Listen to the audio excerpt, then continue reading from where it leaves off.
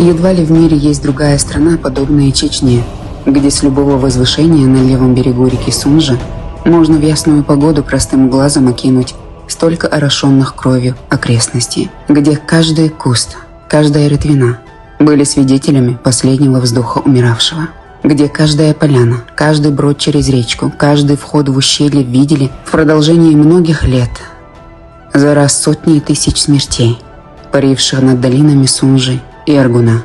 На эти видимые окрестности, разбудившие в пишущем воспоминания, не должны глядеть равнодушно, глядеть без волнения. Это все окрестности, бывшие местом сцены длинной, непрерывной драмы.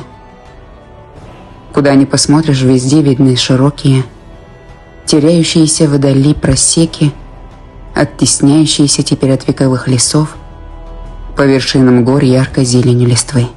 Это все следы гигантских трудов, совершенных в стужу, в слякоть, при различных лишениях, преимущественно руками солдат. Немало их при этом погибло.